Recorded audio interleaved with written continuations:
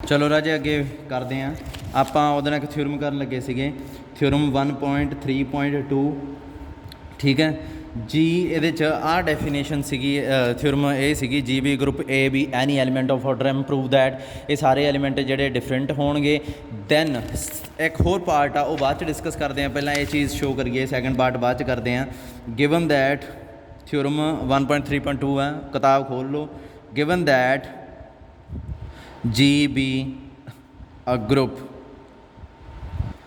and A belongs to G such that order of A ਕੀ ਆ ਆਪਾਂ ਨੂੰ ਦਿੱਤਾ ਹੋਇਆ ਵੀ order of M। To prove ਕੀ ਕਰਨਾ, A ਦੀ power 0 E A square A ਦੀ ਪਾਵਰ M-1 ਆਰ ਡਿਫਰੈਂਟ। ਇਹ ਸਾਰੇ ਅੱਡ ਅੱਡ ਆ। ਮਤਲਬ ਦੇਖੋ ਨਾ, ਜੇ ਇਸ ਤੋਂ ਗਾਂਹ ਜਾਂਦੇ ਤਾਂ ਕੀ ਆਉਣਾ ਸੀਗਾ, ਇਸ ਤੋਂ ਗਾਂ ਏ ਦੀ ਪਾਵਰ ਐਮ ਆਉਣਾ ਸੀ, ਉਹ ਕੀ ਹੋਣਾ ਸੀ ਆਈਡੈਂਟਿਟੀ, ਉਹ ਤਾਂ ਆਪਾਂ ਲੈ ਚੁੱਕੇ। ਫਿਰ ਉਸ ਤੋਂ ਬਾਅਦ ਏ ਦੀ ਪਾਵਰ M+1 ਆਉਣਾ ਸੀ, ਉਹ ਕੀ ਸੀ ਏ ਦੀ ਪਾਵਰ M ਏ ਦੀ ਪਾਵਰ M ਕੀ ਹੈ E ਏ, ਆਨਸਰ ਕੀ ਆਉਣਾ ਸੀ ਏ। ਯਾਨੀ ਕਿ ਫਿਰ ਕੀ ਆ ਗਿਆ ਏ, ਇੱਥੇ ਕੀ ਪਿਆ ਆਲਰੇਡੀ ਪਿਆ ਏ। ਯਾਨੀ ਕਿ ਏ ਦੀ ਪਾਵਰ M ਤੋਂ ਲੈ ਕੇ ਗਾਂਹ ਵਾਲੇ ਆ ਜਿਹੜੇ ਰਿਪੀਟਡ ਹੋਣ ਲੱਗ ਜਾਂਦੇ ਆ, ਪਰ ਇਹ ਰਿਪੀਟਡ ਨਹੀਂ ਹੁੰਦੇ, ਇਹ ਸ਼ੋਅ ਕਰਨਾ ਪ੍ਰੂਫ। ਠੀਕ ਹੈ, ਗਿਵਨ ਦੈਟ ਅੱਛਾ ਇੱਥੋਂ ਆਹ ਹੀ ਮੰਨ ਲਓ, ਆਹ ਜੋ ਦਿੱਤਾ ਹੋਇਆ ਆਪਾਂ ਨੂੰ ਇਹ ਆਪਾਂ ਮੰਨ ਚੁੱਕੇ ਹਾਂ। ਮੰਨ ਲਓ ਵੀ ਇਹਨਾਂ 'ਚੋਂ ਲੈਟ ਇਫ ਪੋਸੀਬਲ, ਇੱਥੋਂ ਹੀ ਸੋਲਿਊਸ਼ਨ ਸਟਾਰਟ ਹੋ ਗਿਆ। ਲੈਟ ਇਫ ਪੋਸੀਬਲ ਮੰਨ ਲਓ ਕਿ ਕੋਈ ਦੋ ਇਕੁਅਲ ਆ।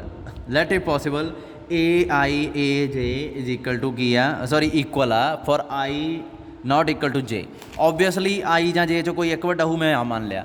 ਆਈ ਤੇ ਜੇ ਕਿਹਦੇ ਵਿੱਚ ਲਾਈ ਕਰਦੇ ਆ, ਇਹ ਸਾਫ਼ ਦਿਸ ਜਾਂਦਾ। ਆਈ ਕੀ ਹੋ ਸਕਦਾ, ਜਾਂ 0 ਹੋ ਸਕਦਾ, ਜਾਂ ਏ ਦੀ ਪਾਵਰ ਇੱਥੇ 1 ਹੋ ਸਕਦਾ, ਜਾਂ ਏ ਦੀ ਪਾਵਰ ਆਈ ਹੈ ਨਾ 2 ਹੋ ਸਕਦਾ। ਪਾਵਰ ਕੀ ਹੋ ਸਕਦੀ ਹੈ M-1, ਅਤੇ ਜੇ ਵਾਸਤੇ ਵੀ ਸੇਮ ਹੀ ਹੈ।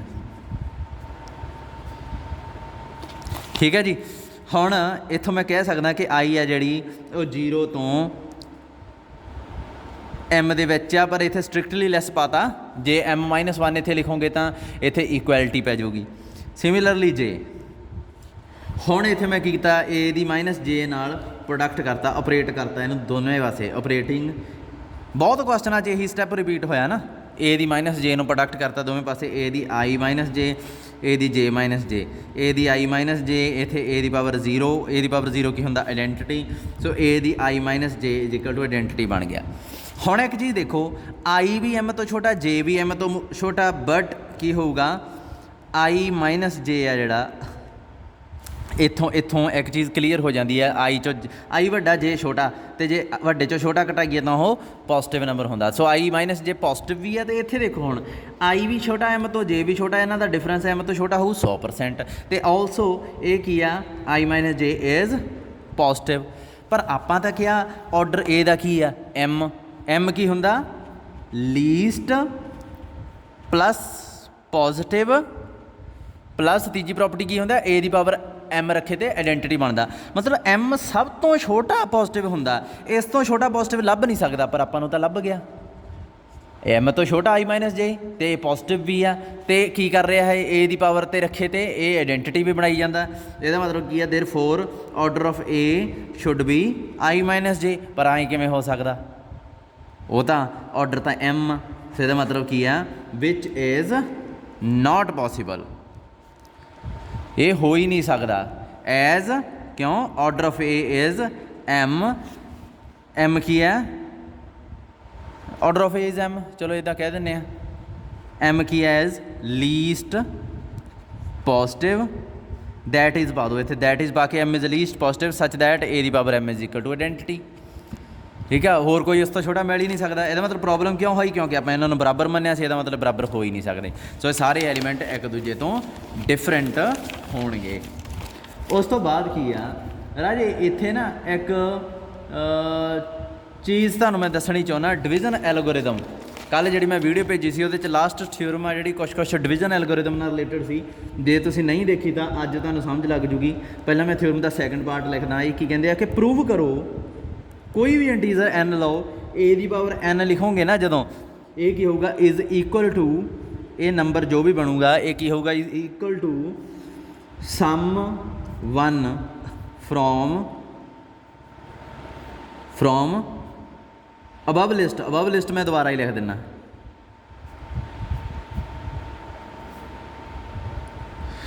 मतलब ए ਦੀ ਕੋਈ ਵੀ ਪਾਵਰ ਰੱਖੋ ਉਹ ਜੋ ਵੀ ਨੰਬਰ ਬਣੂਗਾ ਉਹ ਜਾਂ ਇਹ ਹੋਊਗਾ ਜਾਂ ਇਹ ਹੋਊਗਾ ਜਾਂ ਇਹ ਹੋਊਗਾ ਜਾਂ ਇਹ ਹੋਊਗਾ, ਇਹਦੇ ਵਿੱਚ ਹੀ ਬਣੂਗਾ, ਮਤਲਬ ਰਿਪੀਟ ਹੀ ਹੋਈ ਜਾਣਾ। ਜਿਵੇਂ ਮੈਂ ਉੱਪਰ ਤੁਹਾਨੂੰ ਕਰਕੇ ਦਿਖਾਇਆ ਸੀ, ਏ ਦੀ ਪਾਵਰ m+1 ਰੱਖਿਆ ਤਾਂ ਉਹ ਕਿਹਦੇ ਬਰਾਬਰ ਆ ਗਿਆ ਸੀ, ਏ ਦੇ ਬਰਾਬਰ ਆ ਗਿਆ ਸੀ ਨਾ।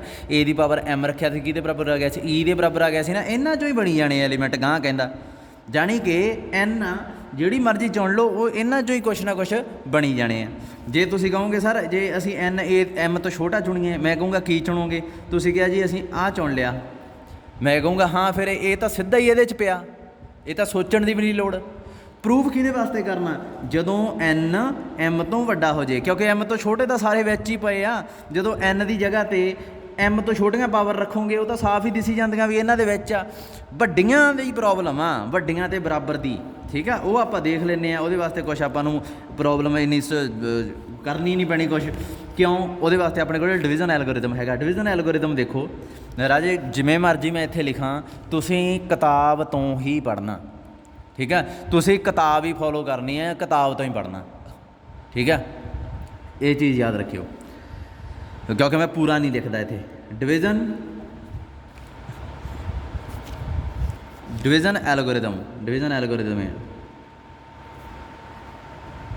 ਪੜ੍ਹਿਆ ਹੋਇਆ ਤੁਸੀਂ ਡਿਵੀਜ਼ਨ ਐਲਗੋਰਿਦਮ ਕੀ ਹੁੰਦਾ ਸੀਗਾ। ਇਹ ਜਦੋਂ ਕਿਸੇ ਵੀ ਨੰਬਰ ਨੂੰ, ਮੰਨ ਲਓ ਇੱਥੇ 8 ਆ, ਤੁਸੀਂ 3 ਨਾਲ ਡਿਵਾਈਡ ਕਰਤਾ, ਕੀ ਆਊਗਾ, 3 ਦੂਣੀ 6, ਪਿੱਛੇ ਕੀ ਬਚ ਗਿਆ 2, ਇਹ ਕੀ ਆ ਗਿਆ 8, ਜਿਹੜਾ ਹੈ 3 ਨੂੰ 2 ਨਾਲ ਪ੍ਰੋਡਕਟ ਕਰਕੇ ਇਹਦੇ 'ਚ ਜੋੜ ਦਈਦਾ। ਹੁਣ ਇਹਦੇ 'ਚ ਖਾਸੀਅਤ ਦੇਖੋ ਕੀ ਆ, ਖਾਸੀਅਤ ਇਹ ਆ ਕਿ ਸਭ ਤੋਂ ਪਹਿਲਾਂ ਜਿਹੜਾ 2 ਆ ਇੱਥੇ, ਇਹ ਇਸ ਤੋਂ ਛੋਟਾ ਹੁੰਦਾ ਡਿਵਾਈਜ਼ਰ ਤੋਂ, ਠੀਕ ਆ। ਆ ਜਿਹੜਾ ਇਹ ਕੋਸ਼ੈਂਟ ਆ, ਇਹਦਾ ਨਾਮ ਮੈਂ ਰੱਖਤਾ m, ਇਹਦਾ ਨਾਮ ਮੈਂ ਰੱਖਤਾ ਡਿਵਾਈਜ਼ਰ ਦਾ n। ਆ ਜਿਹੜਾ 2 ਪਿਆ ਨਾਲ ਇਹ q ਆ ਜਿਹੜਾ ਪਿਆ ਇਹ r ਆ। ਕਿਹੜੀ ਚੀਜ਼ ਨੋਟ ਕੀਤੀ ਕਿ r ਆ ਜਿਹੜਾ n ਤੋਂ ਛੋਟਾ ਆ ਰਿਹਾ। ਦੂਸਰੀ ਚੀਜ਼ ਮੈਂ ਹੋਰ ਓਬਜ਼ਰਵ ਕੀਤੀ ਕਿ ਜਿਹੜਾ r ਆ ਇਹ 0 ਤੋਂ ਵੱਡਾ ਵੀ ਆ ਰਿਹਾ। ਇਹ ਆ ਜਿਹੜਾ r, ਇਹਨੂੰ ਰਿਮਾਈਂਡਰ ਕਹਿੰਦੇ ਹੁੰਦੇ ਆ, ਇਹਨੂੰ ਕੋਸ਼ੈਂਟ ਕਹਿੰਦੇ ਹੁੰਦੇ ਆ, ਇਹਨੂੰ ਡਿਵਾਈਜ਼ਰ ਕਹਿੰਦੇ ਹੁੰਦੇ ਆ, ਅਤੇ ਇਹਨੂੰ ਮਲਟੀਪਲ ਕਹਿੰਦੇ ਹੁੰਦੇ, ਜਿਹਦੇ ਨਾਲ ਡਿਵਾਈਡ ਕੀਤਾ ਜਾਂਦਾ। ਆਹ ਚੀਜ਼ ਆਪਣੇ ਕੋਲ ਆਉਂਦੀ ਹੈ ਅਤੇ ਇਹ ਹਮੇਸ਼ਾ ਹੀ r ਆਪਾਂ ਨੂੰ ਮਿਲਦਾ ਹੁੰਦਾ। ਤੁਸੀਂ ਕਹੋਗੇ ਸਰ ਇਹ ਫਾਰਮੈਟ ਤਾਂ ਠੀਕ ਆ ਵੀ ਅਸੀਂ ਮੰਨ ਗਏ ਇਹ ਚੀਜ਼ ਟਰੂ ਹੁੰਦੀ ਹੈ, m = n/r। ਤੁਸੀਂ ਕਹੋਗੇ r ਆ ਜਿਹੜਾ ਇਹ ਵੀ ਮੰਨ ਗਏ ਅਸੀਂ 0 ਤੋਂ n ਦੇ ਵਿੱਚ ਆ। ਤੁਸੀਂ ਕਹੋਗੇ ਆਹ ਚੀਜ਼ ਦਾ ਕਿਵੇਂ ਪਤਾ ਲੱਗਦਾ ਵੀ m ਕਿਹੜਾ ਇੱਧਰ ਰੱਖਣਾ ਕਿਹੜਾ ਉੱਧਰ ਰੱਖਣਾ। ਮੈਂ ਕਹੂੰਗਾ ਜਿਹੜਾ ਜਿੱਧਰ ਮਰਜ਼ੀ ਰੱਖ ਲਓ। ਦੇਖੋ ਕਿਵੇਂ, ਆਹ ਦੇਖੋ, ਮੰਨ ਲਓ ਪਿਛਲੇ ਕੁਐਸਚਨ 'ਚ ਆਪਾਂ 3 ਬਾਹਰ ਕੱਢਿਆ ਸੀ, 8 ਅੰਦਰ ਰੱਖਿਆ ਸੀ, ਮੈਂ ਹੁਣ 8 ਬਾਹਰ ਕੱਢਤਾ, 3 ਅੰਦਰ ਰੱਖ ਲਿਆ। ਤੁਸੀਂ ਕਹੋਗੇ ਇਹ ਕੀ ਹੋ ਗਿਆ, ਐਂ ਤਾਂ ਕਦੇ ਅਸੀਂ ਡਿਵਾਈਡ ਹੀ ਨਹੀਂ ਕੀਤਾ। ਮੈਂ ਕਹੂੰਗਾ ਹੁੰਦਾ ਕਿਵੇਂ, ਦੇਖੋ ਇੱਥੇ ਇਹਦੇ ਨਾਲੋਂ ਛੋਟਾ ਨੰਬਰ ਹੀ ਬਣਨਾ ਚਾਹੀਦਾ ਨਾ ਥੱਲੇ ਇਹਦੇ, ਜਾਂ ਇਹਦੇ ਬਰਾਬਰ। ਤੁਸੀਂ 0 ਨਾਲ ਗੁਣਾ ਕਰ ਦਿਓ 8 ਨੂੰ, ਕੀ ਬਚੂਗਾ, ਇੱਥੇ 0 ਬਣ ਜਾਊਗਾ, ਆਨਸਰ ਇੱਥੇ ਕੀ ਬਚੂਗਾ 3। ਹੁਣ ਦੇਖੋ ਕੀ ਆਊਗਾ, 3 ਹੈ ਜਿਹੜਾ, ਇਹਨੂੰ ਬਾਹਰ ਰੱਖ ਲਈਦਾ। ਪਿਛਲੀ ਵਾਰ ਇੱਥੇ 8 ਰੱਖਿਆ ਸੀ ਜਿਹੜਾ ਵਿਚਾਲੇ ਹੁੰਦਾ ਬਾਹਰ, ਇਹਨਾਂ ਦੋਹਾਂ ਦੀ ਪ੍ਰੋਡਕਟ ਕਰਕੇ ਇਹਨੂੰ ਜੋੜ ਦਈਦਾ। ਤੇ 8 ਨੂੰ 0 ਨਾਲ ਪ੍ਰੋਡਕਟ ਕਰਕੇ 3 ਨੂੰ ਜੋੜਤਾ। ਹੁਣ ਦੇਖੋ ਕੀ ਆਇਆ, ਆਹ ਰਿਮਾਈਂਡਰ ਆ, ਕੀ ਇਹ ਇਸ ਤੋਂ ਛੋਟਾ, 100% ਛੋਟਾ। ਕੀ ਇਹ 0 ਤੋਂ ਵੱਡਾ, ਹਾਂ ਵੱਡਾ। ਸੋ ਇਸ ਵਾਰ ਇੱਥੇ m ਆ ਗਿਆ, ਇਹਦੀ ਜਗ੍ਹਾ 'ਤੇ n ਆ ਗਿਆ, ਕੋਸ਼ੈਂਟ 0 ਹੋ ਗਿਆ, ਰਿਮਾਈਂਡਰ ਫੇਰ ਆ ਗਿਆ, r ਆ ਜਿਹੜਾ ਉਹ ਕੀ ਹੈ ਫੇਰ 0 ਤੋਂ n ਦੇ ਵਿੱਚ ਆ। ਸੋ ਇਸ ਤਰੀਕੇ ਨਾਲ ਆਪਾਂ ਕਿਸੇ ਵੀ 2 ਨੰਬਰਾਂ ਨੂੰ ਲਿਖ ਸਕਦੇ ਹਾਂ, 8 ਤੇ 3 ਨੂੰ ਵੀ, 3 ਤੇ 8 ਨੂੰ ਵੀ। ਵੱਡੇ ਛੋਟੇ ਵਾਲਾ ਕੋਈ ਚੱਕਰ ਹੀ ਨਹੀਂ। ਤੁਸੀਂ ਮੈਨੂੰ ਕੋਈ ਵੀ mn ਲਿਖੋ, ਤੁਹਾਨੂੰ ਮੈਂ ਇੱਦਾਂ ਲਿਖ ਕੇ ਦਿਖਾ ਦੂੰਗਾ। ਤੁਸੀਂ ਕਹੋਗੇ ਸਰ 25 ਲਿਖ ਲਓ, ਬਾਹਰ 5 ਲਿਖ ਲਓ।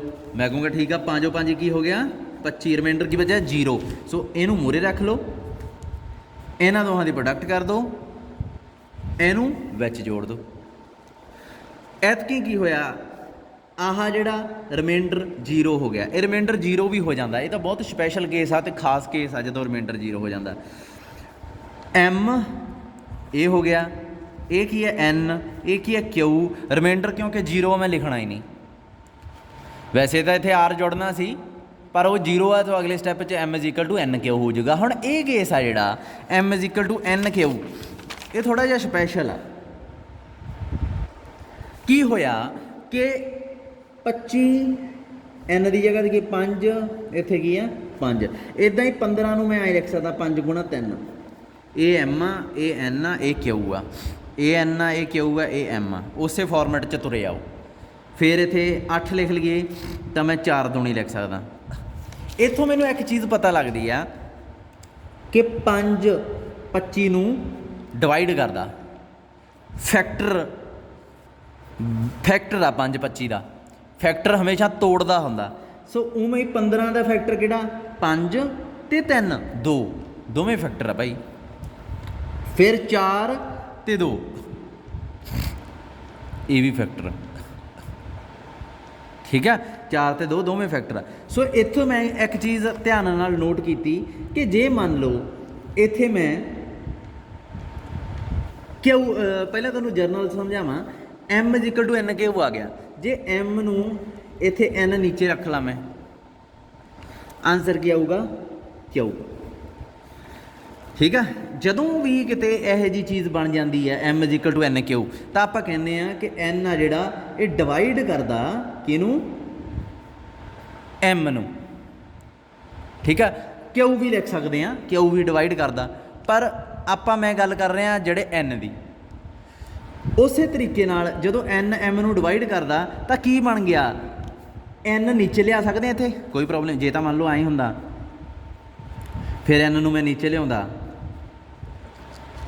आ चीज़ बन गई सीगी, ये तो सही नहीं बनी। मैं तुहानूं पुछदा, आ देखो क्यू इंटीजर सी, जानी कि फिर एम बाय एन की हो जाऊगा इंटीजर हो जाऊगा।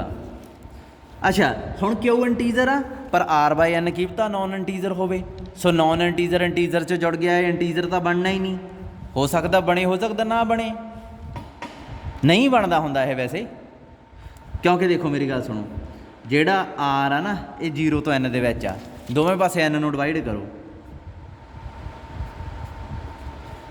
यही चीज़ बनूगी। आर बाय एन 0 तो वड्डा ते 1 तो छोटा ये इंटीजर हो ही नहीं सकता, 0 तो वड्डा ते 1 तो छोटा कोई इंटीजर ही नहीं हुंदा। खास तौर पर जो आर नॉन जीरो आए थे, आर नॉन जीरो की गल कर रहा मैं, आर 0 नहीं हो सकता, 0 तो 1 के विचाले किहड़े इंटीजर आ, कोई भी नहीं, सो ये इंटीजर है ही नहीं, ये इंटीजर आ जुड़नगे तो नॉन इंटीजर बनूगा, सो एम बाय एन इत्थे इंटीजर नहीं बनता। पर जो आर 0 हो जाए फिर तो जब भी मुक गया, फिर एम बाय एन आ जिहड़ा ये क्यू दे बराबर आ जाता, वो की बन गया इंटीजर, ये तो सोल्यूशन हो गया। सो ये तरीके नाल मैं देखना, हुण इत्थे देखो 15 नूं 5 नाल डिवाइड किया की बनता 3 इंटीजर, 15 नूं 3 नाल डिवाइड करता तो की बनता 5 इंटीजर, 8 नूं 4 नाल डिवाइड करता की बनया 2 इंटीजर, 8 नूं 2 नाल डिवाइड किया बनया 4 इंटीजर। जदों आ चीज़ इंटीजर बन गई, मैं कहूँगा 5 15 नूं डिवाइड करता, ये मैं इत्थों ही बना लिया आप ही, ठीक है भी जदों एम बाय एन इंटीजर होंदा तो दैन एन डिवाइड करता एम नूं।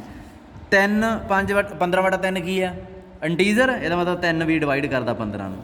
2 बटा 4 की 8 बटा 2 की है 4 इंटीजर, ਇਹਦਾ मतलब 2 डिवाइड करता 8 नूं, नीचे वाला डिवाइड करता उपर वाले नूं। ये चीज़ होंदी है क्यों, जदों राजे देखो जदों अपने को इदां आ गया, मान लो तुसीं लिखता आर नहीं के बटा पी बिलोंग्स टू इंटीजर, जदों आ चीज़ आप लिखते हैं कि मैं ये लिख सकदा के बाई की कोई इंटीजर के बराबर हो, मैं मान लिया टी इंटीजर के बराबर आ, किसी ना किसी इंटीजर के बराबर होगा ही ना ये। इस तो अगले स्टैप मैं पी ना प्रोडक्ट करती, ठीक है। हुण K is equal to P T आ गया, इत्थे रिमाइंडर है नहीं, मैं रिमाइंडर की जगह 0 रखता। जद जदों रिमाइंडर 0 आउंदा हुंदा उहदा मतलब की हुंदा कि पी के नूं डिवाइड करदा।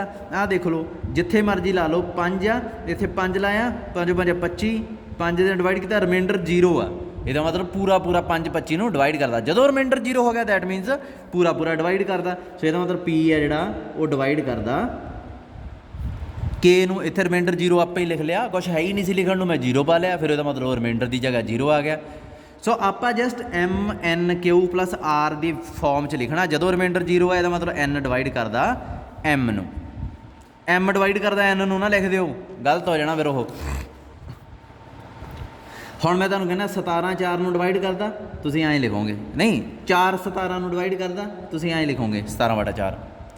ਕੀ ਇੰਟੀਜ਼ਰ ਆ, ਤੁਸੀਂ ਕਹੋਗੇ ਸਰ ਨਹੀਂ, ਫਿਰ ਤੁਸੀਂ ਨਾਲ ਹੀ ਲਿਖ ਲਓਗੇ 4 ਡਜ਼ ਨਾਟ ਡਿਵਾਈਡ 17। ਠੀਕ ਆ। ਮੈਂ ਤੁਹਾਨੂੰ ਪੁੱਛੂੰਗਾ 15 ਨੂੰ ਛੱਡੋ,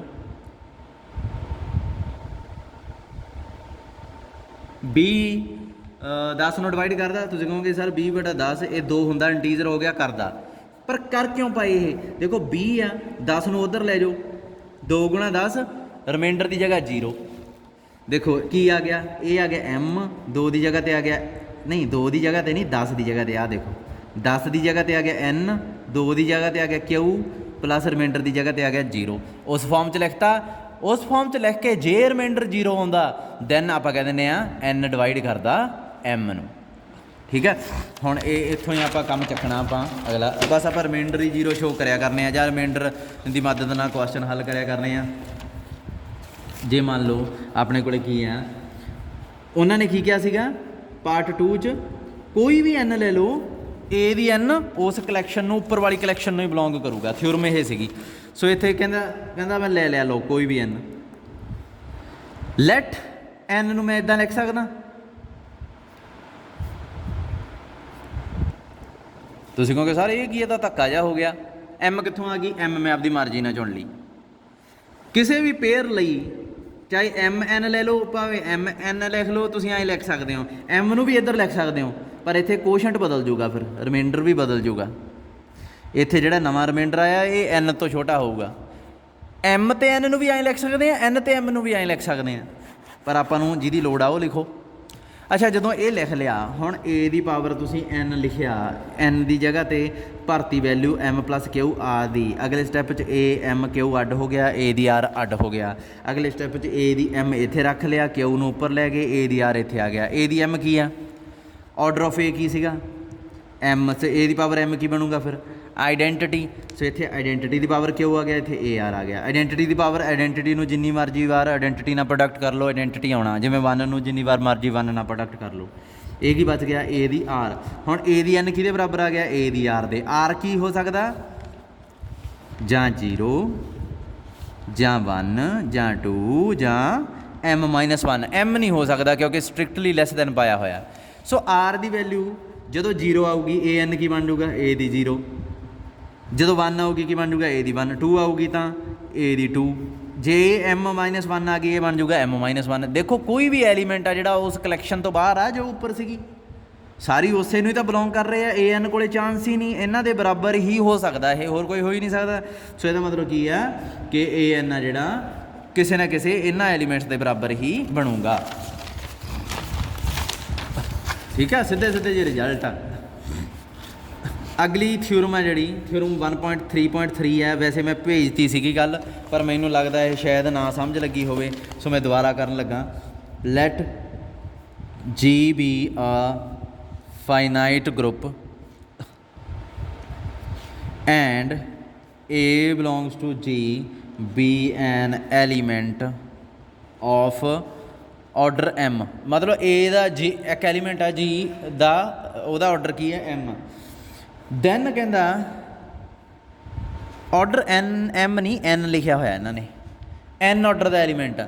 ਦੈਨ ਕਹਿੰਦਾ ਜਦੋਂ ਹੁਣ N ਕੀ ਕਰੂਗਾ? A ਦੇ ਉੱਪਰ ਟਿਕ ਕੇ ਉਹਨੂੰ ਆਇਡੈਂਟਿਟੀ ਬਣਾਊਗਾ, ਹੈ ਨਾ।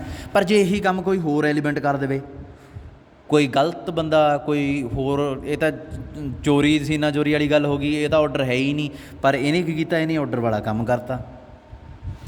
ਪਰ ਹਜੇ ਵੀ ਇਹਦੇ 'ਚ ਕਮੀ ਆ ਕਿ ਇਹ N ਆ ਜਿਹੜਾ, ਇਹ ਲੀਸਟ ਆ, N ਲੀਸਟ ਆ, ਇਹ ਹਜੇ ਲੀਸਟ ਨਹੀਂ ਹੈਗਾ। ਇਹ ਤਾਂ ਇਕੱਲੀ ਪਾਵਰ ਰੱਖਦੇ ਆ ਜਦੋਂ ਇਹ ਆਇਡੈਂਟਿਟੀ ਬਣਾਉਂਦਾ। ਇਹ ਲੀਸਟ ਲੂਸਟ ਨਹੀਂ ਹੈਗਾ। ਲੀਸਟ ਹੋਊਗਾ, ਪੋਜ਼ੀਟਿਵ ਹੋਊਗਾ, ਅਤੇ ਇਹ ਕੰਡੀਸ਼ਨ ਹੋਲਡ ਕਰੂਗਾ ਤਾਂ ਇਹਨੂੰ ਆਰਡਰ ਕਹਿਣਾ। ਸੋ N ਨੇ 3 ਕੰਡੀਸ਼ਨਾਂ ਪਾਰ ਕੀਤੀਆਂ ਤਾਂ A ਦਾ ਆਰਡਰ ਬਣਿਆ। ਇਹ ਤਾਂ ਇੱਕ ਕੰਡੀਸ਼ਨ ਜੀ ਪਾਰ ਕਰਕੇ ਆ ਗਿਆ, ਇਹ ਆਰਡਰ ਥੋੜ੍ਹੀ ਬਣ ਜੂਗਾ। ਸੋ ਇਹ ਤਾਂ ਕੋਈ ਐਵੇਂ ਹੀ ਐਰਾ ਗੈਰਾ ਐਲੀਮੈਂਟ ਆ। ਜਦੋਂ ਇਹਨੇ ਇਹ ਕੰਮ ਕੀਤਾ ਤਾਂ ਇਹਦੇ ਨਾਲ ਕੀ ਹੋਊਗਾ? N ਨੇ ਇਹਨੂੰ ਕੀ ਕਰਨਾ? ਇਹਨੂੰ ਕੱਟ ਦੇਣਾ। ਠੀਕ ਆ, ਉਹਦਾ ਦੁਸ਼ਮਣ ਸੀ, ਉਹਦਾ ਕੱਟਤਾ। ਸੋ N is a divisor. Divisor ਮਤਲਬ ਜੋ ਕੱਟਣ ਵਾਲਾ, ਇਹਨੂੰ ਕੱਟ ਦੂਗਾ। ਠੀਕ ਆ, ਉਦੋਂ ਹੀ ਉਹਦੇ ਚੋਰ ਸੀਗਾ, ਚੋਰ 'ਤੇ ਉਹਦੀ ਕਿਰਪਾਨ ਮਾਰਤੀ ਉਹਨੇ। ठीक है, असली ऑर्डर वाले ने उन्होंने कटता।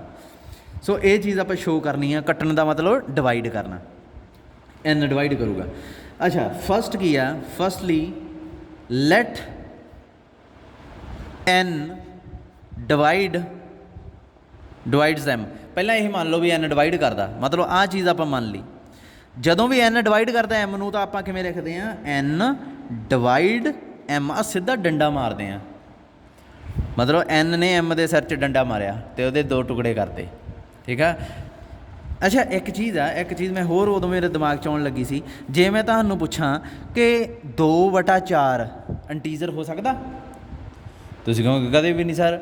मैं कहूँगा क्यों, तुसीं कहोगे सर जदों उपरला नंबर छोटा होवे थल्लड़ला वड्डा होवे इंटीजर नहीं बनते होंदे। मैं कहूँगा 100/1000। तुसीं कहोगे सर असीं दसता कि उपरला जो छोटा थल्लड़ला वड्डा ये इंटीजर नहीं बनते। ਇਹਦਾ मतलब की है कि ਵੱਡਾ नंबर कदे भी छोटे नूं पूरा डिवाइड नहीं कर सकता।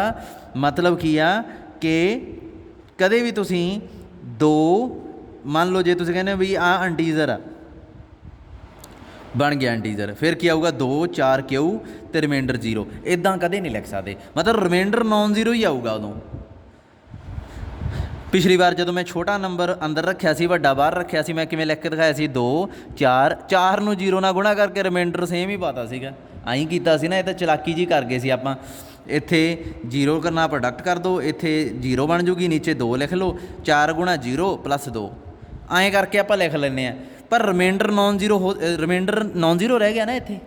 की रिमाइंडर 0 हो सकता कदे आए इस केस च, जदों इत्थे 0 ना प्रोडक्ट नहीं कदे भी नहीं हो सकता, क्योंकि रिमाइंडर ये बराबर ही आ जाता हमेशा। रिमाइंडर तो आह नंबर बराबर आ जाते हैं स्पैशल केस च। सो रिमाइंडर नॉन जीरो होने की गल ही भुल जाओ। तो जदों रिमाइंडर नॉन जीरो हो गया फिर डिवाइड थोड़ी करूगा, वो करना ही नहीं डिवाइड। सो जदों भी एन वड्डा एम तो वड्डा नंबर तो m/n कदे भी इंटीजर नहीं हो सकता। मतलब वड्डा नंबर छोटे नूं कदे डिवाइड नहीं कर सकता। सो जदों डिवाइड नहीं करता ना उदों आपां ऐ लिखते हुंदे आ, डंडा उहने मारन की कोशिश की सी, उधरों m ने भी डंडा मूहरे लाता, ठीक है। वो कहता बई तू n नूं कहंदा भी n तू तां वड्डा मेथों, तू मैनूं डिवाइड नहीं कर सकता, ठीक है। वड्डे नंबर नूं ही तोड़िया जांदा, समझदे हो। मान लो एक पासे है पेन आ, ठीक है, एक पासे इन्ना ही पतला पेन आ पर वो लम्मा 20 मीटर का, 20 मीटर लम्मा पेन आ, पतला इन्ना ही आ, कमज़ोर इन्ना ही आ। टुटन के चांस किहदे ज़्यादा, वड्डे दे ना। सो वड्डा ही टुटदा हुंदा, छोटा नहीं तोड़ सकता। जे मैं कहां दोवां पिन्नां दी मैं टक्कर मारूंगा तो छोटा टुट जू, छोटे के चांस घट आ। ये कोई थ्योरी नहीं है, रट्टा मरा रहा तुहानूं मैं, रट्टा भी नहीं कह सकते ताकि याद रह जे तुहानूं, पेपर च भुल्ले ना। जदों भी एन एम नूं डिवाइड करता तुसीं आ चीज़ लिख देनी है, तो जदों आ चीज़ आ गई तो तुसीं की लिख देना अगे एम ए वड्डा एन छोटा क्यू प्लस इत्थे की आऊगा रिमाइंडर, रिमाइंडर की जगह तो की आऊगा रिमाइंडर 0 आऊगा। क्यों, क्योंकि एन ने डिवाइड करता पूरा पूरा, जो पूरा पूरा डिवाइड करता रिमाइंडर 0 आउंदा। ਇਹਦਾ मतलब की है ना, ये जिहड़ी चीज़ है तो ये जिहड़ी चीज़ है आ सीधा डंडा जिहड़ा = क्यू, ये इक्वल आ, इक्को चीज़ ही है। मतलब आ डंडा जो सीधा हो जाता, आ नीचे वाली चीज़ नूं उपर लिखते हैं आपां ते उपर वाली नूं थल्ले। सीधे डंडे च आपां ये तां तुसीं पहली दूजी च भी पढ़िया भी 2/3 3/4 की हुंदा। जदों m/n इंटीजर बन गया दैन n इदां आपां आ डंडा जा मार लैने आ। ते जदों डंडा जा मार लो तां आपां आ चीज़ लिख सकते हैं, that is m/n is integer. इत्थे लिख दो वेयर क्यू इज़ इंटीजर, लिख सकते हैं। अच्छा अगले स्टैप च एन नूं उधर ले जाओ, हो गया वही चीज़ जी मैं इत्थे लिखी थी वही आ गई ना। रिमाइंडर की है 0, ये भावें ना भी लिखो।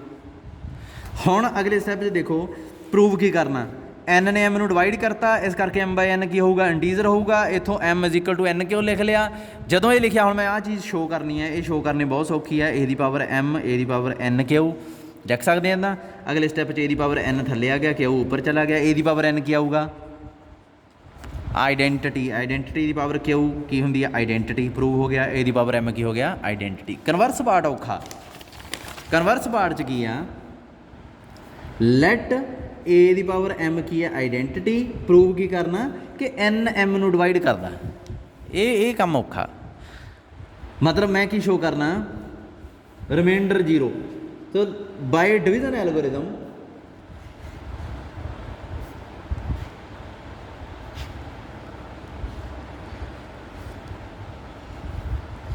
मैं आए लिख लिया एम जो व्डा ਵੱਡੇ ਨੂੰ ਇੱਧਰ ही रखा करना ਆਪਾਂ ਉਹ ਤਾਂ मैं एग्जाम्पल ਦਿੱਤੀ ना ਤੁਹਾਨੂੰ ਆਪਾਂ ਇੱਥੇ ਵੱਡੇ ਨੂੰ ही ਇੱਧਰ ਰੱਖਿਆ ਕਰਨਾ ग्रुप थ्योरी ਦੇ ਕੁਐਸਚਨਾਂ 'ਚ ਉਹ ਕਿਸੇ ਨੂੰ ਵੀ ਰੱਖ ਸਕਦੇ ਆ ਰੱਖ ਤੁਸੀਂ ਕਿਸੇ ਨੂੰ ਵੀ ਸਕਦੇ ਆ पर ग्रुप थ्योरी 'ਚ ਆਪਾਂ ਵੱਡੇ ਨੂੰ ਰੱਖਣਾ क्योंकि अपना प्रूफ उस अकॉर्डिंग ही ਹੁੰਦਾ अदरवाइज प्रूफ नहीं ਹੁੰਦਾ m = NQ + R division algorithm के अकॉर्डिंग m ਤੇ n दो मेरे को ਜਿਹੜੇ नंबर ਸੀ ਉਹਨਾਂ ਨੂੰ मैं आए लिख सकदा कोई प्रॉब्लम नहीं। ਤੁਸੀਂ ਇਹ वाला नंबर सोच के ਮੂਹਰੇ रख लिया ये पिछे रख लिया तो R आ ਜਿਹੜਾ ਕੀ ਹੋਊਗਾ ਉਹ n ਤੋਂ ਛੋਟਾ ਤੇ 0 ਤੋਂ ਵੱਡਾ ਹੋਊਗਾ। ਹੁਣ ਜਦੋਂ ਤੁਸੀਂ ਇਹਨੂੰ ਆਏ ਰੱਖਿਆ a ਦੀ ਪਾਵਰ m = ਕੀ ਆ ਉਹ ਤਾਂ ਆਇਡੈਂਟੀਟੀ ਆਪਾਂ ਮੰਨ ਚੁੱਕੇ। ਹੁਣ ਜਦੋਂ a ਦੀ ਪਾਵਰ m ਇੱਥੇ ਭਰਿਆ m ਦੀ ਜਗ੍ਹਾ ਤੇ ਵੈਲਿਊ ਭਰਤੀ ਤੁਸੀਂ n r ਤੇ ਹੋਇਆ ਕਿ a ਦੀ n q ਇਹ ਤਾਂ ਅੱਡ ਹੋ ਗਿਆ a ਦੀ r ਅੱਡ ਹੋ ਗਿਆ ਆਈ ਹੋਊਗਾ ਨਾ। ਜੇ ਤੁਸੀਂ ਕਹੋਗੇ ਇਹਨੂੰ ਮੈਂ ਪਲੱਸ ਆ ਇਹਨੂੰ ਮੈਂ ਐ ਲਿਖ ਸਕਦਾ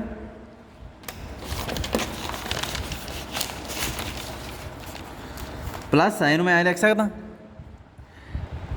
इधर आइडेंटिटी कोई तुरी आऊगी इतने m की वैल्यू आ भरती है तोड़ के आए लिख लिया इतने आइडेंटिटी कोई तुरी आती है a की पावर n अगले स्टैप आए लिख लिया बाकी सारा कुछ उमें ही लिख लिया a की पावर n की आइडेंटिटी की पावर की आ जूगी क्यों a की पावर n अपने को आइडेंटिटी रहनी है। तुम कहोगे वो क्यों तो पहले पार्ट से मैं कहूँगा आपको स्टेटमेंट देता ऑर्डर ऑफ एज n ये तो दोनों पार्ट च ही रहना a की पावर n ने आइडेंटिटी तो दोनों पार्ट च ही रहना।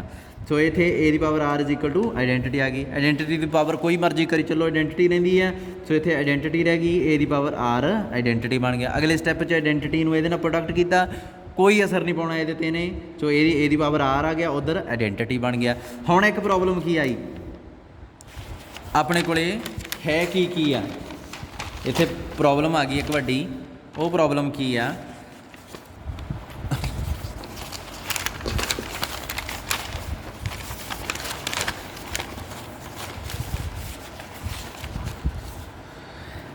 तुसी a की पावर r रखी तो आइडेंटिटी आ गई तो r आ जिहड़ा वो की आ 0 तो n के बराबर आ। इफ r 0 जे ना होवे मान लो हुण दैन की होऊगा r 0 तो वड्डा होऊगा एंड n तो छोटा होऊगा। ਇਹਦਾ मतलब हुण देखो r आ जिहड़ा वो पॉजिटिव भी है ਇਹਦੇ ਉੱਪਰ आइडेंटिटी बना के ਉਹਨੂੰ सॉरी ये पर पावर रखते हैं जो आइडेंटिटी भी बना देंदा। ਆਪਾਂ ਤਾਂ ਕਿਹਾ ਸੀ n सब तो लीस्ट आ क्योंकि ऑर्डर ऑफ ए की है n लीस्ट होना चाहिए ਜਿਹੜਾ ਇਹ ਕੰਮ करता लीस्ट पॉजिटिव होना चाहिए ਜਿਹੜੀ पावर रखे तो आइडेंटिटी बनाਉਂਦਾ। ਇਹ ਤਾਂ उदों भी छोटा मिल गया आ देखो लिखिया r n तो भी छोटा ये तो हो ही नहीं सकता which is not possible as r is sorry n is least positive such that order of A is such that A की पावर n इज आइडेंटिटी होंगी n सब तो छोटा जोड़ा ए की पावर ते रख के आइडेंटिटी बनाता वा। सो यदा मतलब की आ r नॉन जीरो हो ही नहीं सकता फिर r की होगा 0। सो कित्थे आपां आ जिहड़ी जगह इत्थे मैं r की वैल्यू हुण 0 भर दूंगा जदों r की वैल्यू इत्थे 0 भरी तो ये की बन गया m = NQ + 0 m = NQ बन गया। तो यदा मतलब की हो गया फिर n डिवाइड करदा आ देखो n फैक्टर आ ना m का। सो n डिवाइड करदा m नूं जानी कि हुण एक चीज़ इत्थे मैनूं पता लग गई बहुत वधिया कि जदों भी कोई भी नंबर इत्थे आ जाया करूगा ना आइडेंटिटी तो उदों ही n ने m नूं डिवाइड कर देना। n की n की वैल्यू भरो बार बार n नूं डिफाइन करांगे n आपां नूं पता ना की सी इत्थे order of a। So order of A M नूं डिवाइड करूगा जानी कि जदों भी ए की पावर इत्थे k = आइडेंटिटी आ गया आप जदों ही लिख देना कि ऑर्डर ऑफ ए k नूं डिवाइड करता। ठीक है एक चीज़ मैं तुहानूं पहलां ही समझा सकिया कि डिवाइड उदों ही करूगा जदों आ वड्डा ते आ छोटा ਇਹਦਾ मतलब order of A k a की होऊगा k तो छोटा या बराबर। हुण बराबर की गल आई है बराबर वाला एलीमेंट डिवाइड कर सकता हाँ किवें आ देखो 2 2 इंटीजर बनता ना। सो 2 2 नूं डिवाइड करता 4/4 ਇੰਟੀਜਰ ਬਣਦਾ ਨਾ, ਜਦੋਂ ਮਤਲਬ 4 4 ਨੂੰ ਡਿਵਾਈਡ ਕਰਦਾ ਹੁੰਦਾ। ਸੋ ਇਹ ਹੋ ਸਕਦਾ ਆਰਡਰ ਇਸ ਕੇਸ 'ਚ ਵੀ ਏ ਦਾ ਆਰਡਰ ਕੇ ਹੀ ਹੋਵੇ, ਦੈਨ ਵੀ ਕੋਈ ਪ੍ਰੋਬਲਮ ਨਹੀਂ। ਕੇ ਦੀ ਜਗ੍ਹਾ 'ਤੇ ਆਰਡਰ ਆਫ ਏ ਰੱਖ ਕੇ ਦੇਖ ਲਓ, ਦੇਖੋ ਆਰਡਰ ਆਫ ਏ ਨੂੰ ਡਿਵਾਈਡ ਕਰੂਗਾ, ਖੁਦ ਐਲੀਮੈਂਟ ਆਪਣੇ ਆਪ ਨੂੰ ਡਿਵਾਈਡ ਕਰਦਾ ਹੀ ਹੁੰਦਾ, ਕੋਈ ਮਸਲਾ ਹੀ ਨਹੀਂ ਹੈ ਇਸ ਚੀਜ਼ 'ਚ। ਠੀਕ ਆ, ਸੋ ਜਦੋਂ ਵੀ ਆਹ ਚੀਜ਼ ਆ ਗਈ ਤੁਸੀਂ ਆਹ ਸਟੈਪ ਨਾਲ ਹੀ ਪਾ ਦਿਆ ਕਰਨਾ। ਅਗਲੀ ਥਿਊਰਮ ਦੇਖੋ,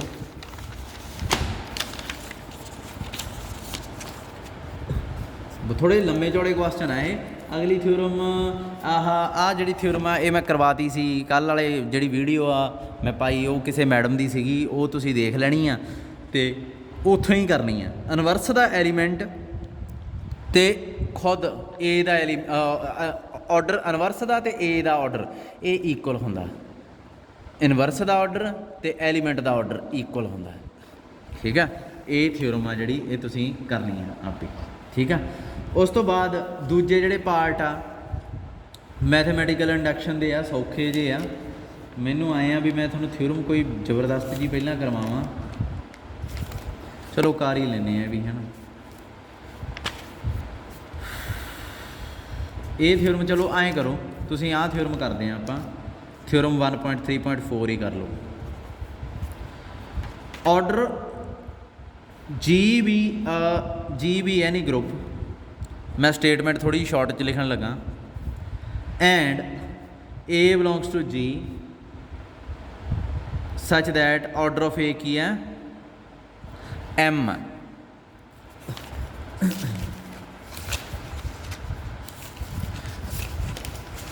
ਛੇਤੀ ਛੇਤੀ ਆਪਾਂ ਨਾ ਗਰੁੱਪ ਸਬ ਗਰੁੱਪ 'ਤੇ ਆਉਣਾ ਵਾ। ਆਰਡਰ ਆਫ ਏ ਦੀ ਪਾਵਰ ਕੇ, ਇਹ ਕਹਿੰਦਾ ਨਾ ਟੂ ਪ੍ਰੂਵ ਕਰੋ, ਇਹ ਲੱਭਣਾ ਹੋਵੇ, ਕਹਿੰਦਾ ਕੀ ਕਰੇ, ਕਹਿੰਦਾ ਆਹ ਇਹਦੇ ਬਰਾਬਰ ਹੁੰਦਾ ਐਮ ਕੇ ਦੀ ਜੀ ਸੀ ਡੀ। ਹੁਣ ਜੀ ਸੀ ਡੀ ਕੀ ਹੁੰਦੀ ਆ, ਇਹ ਤੁਸੀਂ ਫਸਟ ਈਅਰ 'ਚ ਤੁਹਾਨੂੰ ਪਤਾ ਗ੍ਰੇਟੈਸਟ ਕਾਮਨ ਡਿਵਾਈਜ਼ਰ ਹੁੰਦਾ ਇਹ। 2 ਅਤੇ 4 ਚੋਂ ਜੀ ਸੀ ਡੀ ਕੀ ਆਉਂਦੀ ਹੁੰਦੀ ਆ, ਕੈਲਕੂਲੇਟ ਕਰਨ ਦਾ ਇਹ ਸੌਖਾ ਜਿਹਾ ਤਰੀਕਾ। 2 ਅਤੇ 4 ਦੀ ਜੀ ਸੀ ਡੀ 2 ਆ, ਇਹਨੂੰ ਨਾ ਐਂ ਰੱਖ ਲਿਆ ਕਰੋ 2x + 4y, ਹੈ ਨਾ। ਇਹਨਾਂ 'ਚੋਂ ਵੱਧ ਤੋਂ ਵੱਧ ਵੱਡੇ ਤੋਂ ਵੱਡਾ ਕਿਹੜਾ ਨੰਬਰ ਕਾਮਨ ਨਿਕਲਦਾ, ਤੁਸੀਂ ਕਹੋਗੇ ਸਰ 2 ਨੂੰ ਬਾਹਰ ਕੱਢ ਸਕਦੇ ਆ। ਸੱਚ ਦੈਟ ਪਿਛਲੇ ਕੋਫੀਸ਼ੀਐਂਟ ਆ ਜਿਹੜੇ ਨਾ ਉਹ ਵੀ ਇੰਟੀਜ਼ਰ ਰਹਿਣ, ਇੱਦਾਂ ਕਾਮਨ ਕੱਢਣਾ। ਅਤੇ ਤੁਸੀਂ ਕਹੋਗੇ ਸਰ 2 ਬਾਹਰ ਕੱਢ ਲਿਆ ਅਤੇ 2y ਆ ਗਿਆ, x ਪਲੱਸ ਆ ਪਿੱਛੇ ਇੰਟੀਜ਼ਰ ਹੀ ਆ 1 ਅਤੇ 2, ਹੈ ਨਾ। ਅਤੇ ਆਹ 2 ਜਿਹੜਾ ਬਾਹਰ ਆ ਗਿਆ ਇਹ ਜੀ ਸੀ ਡੀ ਹੁੰਦੀ ਆ। 5 ਅਤੇ 30 ਦੀ ਜੀ ਸੀ ਡੀ ਕਿੰਨੀ ਆਊਗੀ, ਤੁਸੀਂ ਕਹੋਗੇ 5 ਨੂੰ ਬਾਹਰ ਕੱਢਿਆ, ਪਿੱਛੇ 1x 6y ਇੰਟੀਜ਼ਰ ਆ, ਹਾਂ 5 ਜੀ ਸੀ ਡੀ ਆਊਗੀ 5 ਅਤੇ 30 ਦੀ। ਠੀਕ ਆ, 7 ਅਤੇ ਨਹੀਂ 6 ਅਤੇ 15 ਦੀ ਕੀ ਕਾਮਨ ਕੱਢ ਗਏ। ਫਿਰ ਇਹੋ ਜਿਹੇ ਕੇਸ 'ਚ ਆਪਾਂ ਇਹ ਵੀ ਦੇਖ ਸਕਦੇ ਹਾਂ ਕਿ 6 ਅਤੇ 15 ਦੀ ਜੀ ਸੀ ਡੀ ਜੇ ਦੇਖਣੀ ਆ, ਤੁਸੀਂ 15 ਨੂੰ ਇੱਥੇ ਰੱਖ ਲਓ, 6 ਡਿਵੀਜ਼ਨ, ਇਹ ਐਲਗੋਰਿਦਮ ਹੁੰਦਾ ਜੀ ਸੀ ਡੀ ਫਾਈਂਡ ਆਊਟ ਕਰਨ ਦਾ, ਉਹ ਐਲਗੋਰਿਦਮ ਲਾ ਦਿਓ ਇੱਥੇ। ਕਿਵੇਂ ਹੁੰਦਾ ਧਿਆਨ ਨਾਲ ਦੇਖੀ ਚੱਲੋ, ਮੈਂ ਦੁਬਾਰਾ ਨਹੀਂ ਦੱਸਣਾ। 6 ਨੂੰ ਇਹਦੇ ਨਾਲ ਡਿਵਾਈਡ ਕਰੋ, ਕਿੰਨਾ ਆਉਂਦਾ, ਤੁਸੀਂ ਕਹੋਗੇ 6 ਦੂਣੀ 12, ਬਚਿਆ ਕਿੰਨਾ 3। ਇੱਥੇ ਤੁਸੀਂ ਦੇਖਣਾ ਵੀ 3 ਵੱਡਾ ਇਸ ਤੋਂ ਜਾਂ ਛੋਟਾ, ਆਹ ਜਿਹੜਾ ਇਸ ਤੋਂ ਛੋਟਾ ਜਾਂ ਵੱਡਾ। ਜੇ ਤਾਂ ਇਹ ਇਸ ਤੋਂ ਵੱਡਾ, ਵੀਡੀਓ ਰਿਪੀਟ ਕਰਕੇ ਦੇਖ ਲਿਓ, ਫਿਰ ਤਾਂ ਗਾਂ ਕੰਟੀਨਿਊ ਰੱਖੋਗੇ, ਜੇ ਛੋਟਾ ਤਾਂ ਕੰਟੀਨਿਊ ਨਹੀਂ ਕਰੋਗੇ। ਹਾਂ,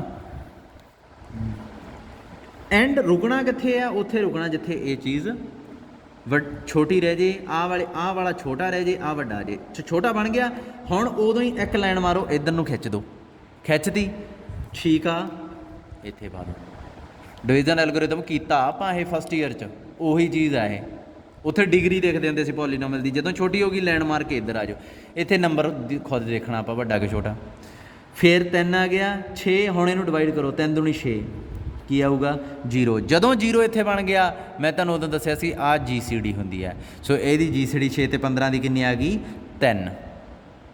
ਫਸਟ ਈਅਰ 'ਚ ਜਿਵੇਂ ਜੀ ਸੀ ਡੀ ਕੀਤੀ ਸੀ ਉਵੇਂ ਕਰ ਲੈਣੀ ਹੈ ਤੁਸੀਂ ਇਹ। ਠੀਕ ਹੈ, ਜੇ ਸ਼ੁਰੂ 'ਚ ਹੀ ਜੀ ਸੀ ਡੀ ਬਣ ਜੇ ਇੱਥੇ 5 ਅਤੇ 15 ਕੀ ਆ ਜਾਊਗਾ, 5 ਤੀਏ 15, ਇੱਥੇ 0 0 ਆ ਬਣ ਗਈ, ਅਤੇ ਇਹਦਾ ਮਤਲਬ ਇਹੀ ਜੀ ਸੀ ਡੀ ਹੈ। ਸੋ 5 ਅਤੇ 15 ਦੀ ਜੀ ਸੀ ਡੀ ਕੀ ਆ ਜਾਊਗੀ, ਖੁਦ 5 ਆ ਜਾਊਗੀ, ਕਿਉਂਕਿ ਸ਼ੁਰੂ 'ਚ ਹੀ 0 ਬਣ ਗਿਆ। पर इत्थे जिहड़ी ये चीज़ आ इत्थे वड्डा थल्ले आउंदा नहीं हुंदा राजे नंबर डिविजिबिलिटी च रीयल नंबर दी इत्थे छोटा ही बनदा हुंदा वा मेरे अकॉर्डिंग। बाकी 5 30 15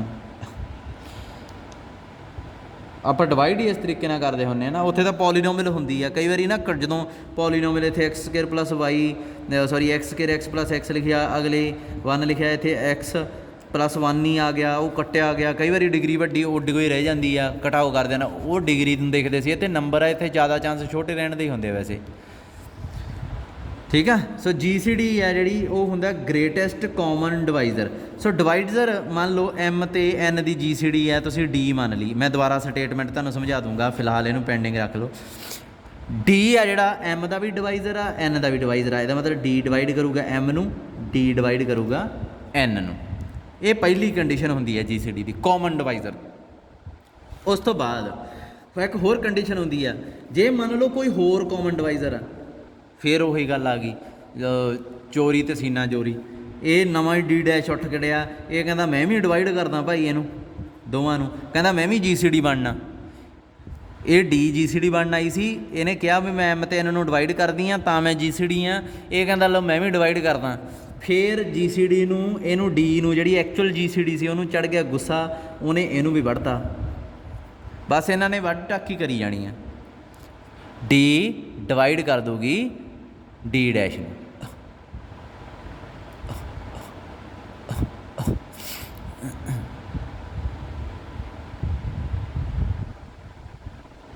समझ लगी।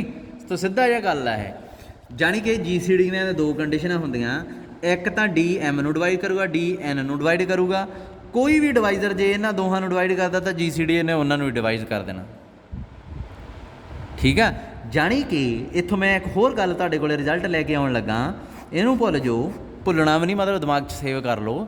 मान लो तुहाडे कोले आ चीज़ आ तो GCD M N दी तुहानूं पता नहीं मैं दसी नहीं भी D है कि की है फिर की करोगे।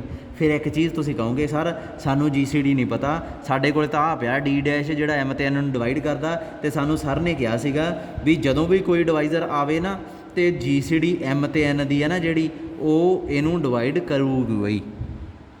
सो GCD कुछ नहीं पता तुहानूं D डैश पता M नूं डिवाइड करदा D डैश N नूं डिवाइड करदा। उस तो अगले स्टैप तुसीं लिखोगे GCD of M N would divide D dash इहनूं डिवाइड करूगी ही करूगी आप ही लिख देना तुसीं। ये GCD नूं मूहरे GCD इदां नहीं लिखते आपां ब्रैकेट ही पाउने हुंदे।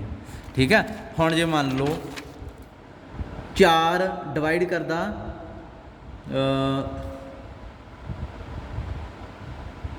16 नूं 4 डिवाइड करदा 20 नूं मैं कहना GCD ऑफ 16 तो 20 है जी 4 नूं डिवाइड करूगी ही करूगी क्योंकि 4 आ के मूँह चक के इनू डिवाइड करन लग गया 16 ते 20 नूं।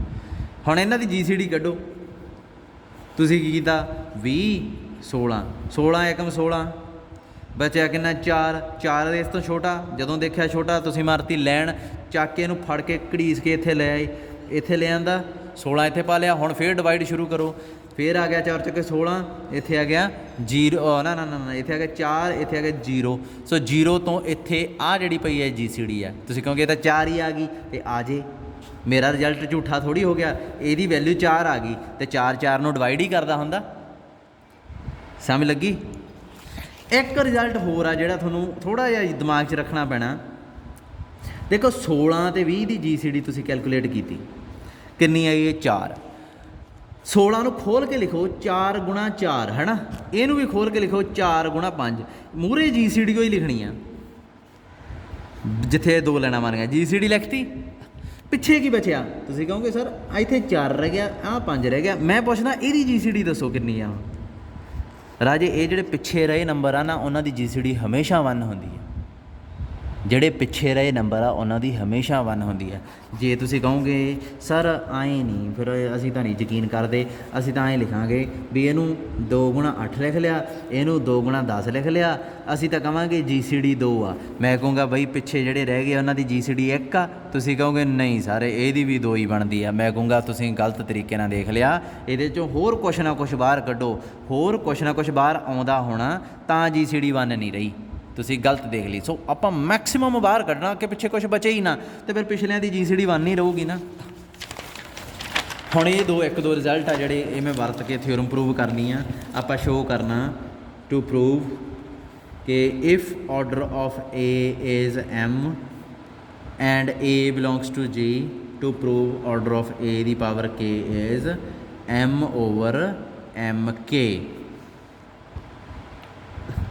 ਠੀਕ ਆ, K ਕੋਈ ਨੈਚੁਰਲ ਨੰਬਰ ਆ। ਰਾਜੇ ਇੱਦਾਂ ਕਰੋ, ਆਪਾਂ ਮੈਂ ਇੱਕ ਰਿਜ਼ਲਟ ਰਹਿ ਗਿਆ ਹੋਰ, ਹਮੇਸ਼ਾ ਹੀ ਕੁਛ ਨਾ ਕੁਛ ਰਹਿ ਹੀ ਜਾਂਦਾ, ਮੈਂ ਦੱਸਣਾ ਹੁੰਦਾ।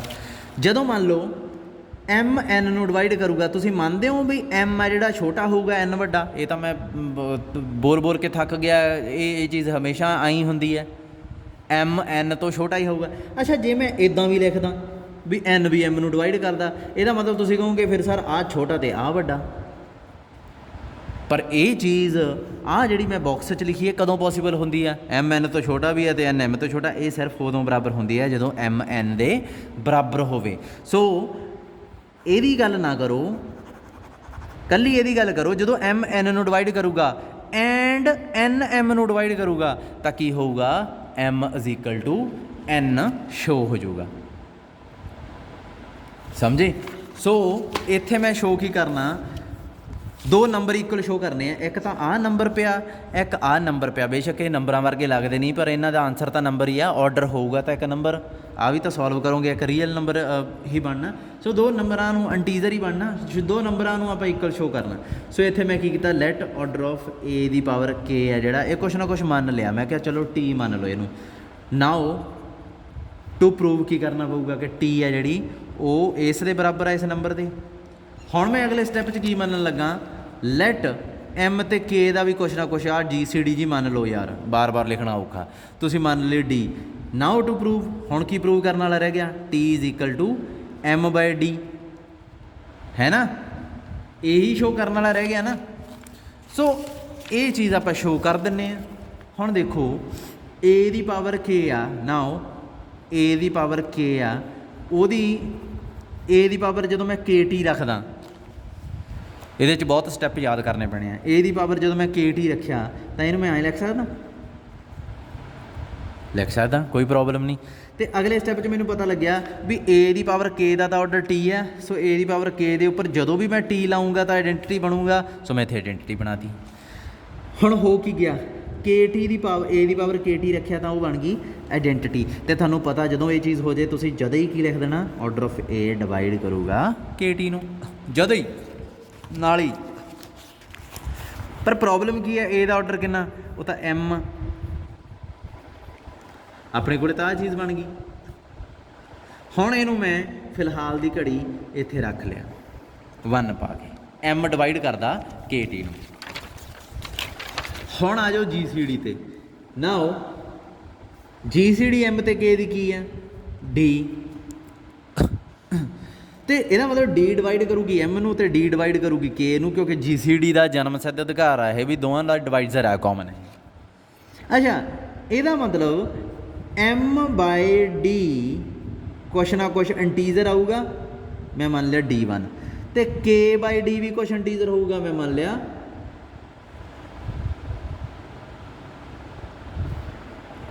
ਇਹ ਮੰਨ ਲਓ M1, ਇਹ ਮੰਨ ਲਿਆ K1, ਮੰਨ ਲਿਆ, ਕੋਈ ਪ੍ਰੋਬਲਮ ਨਹੀਂ।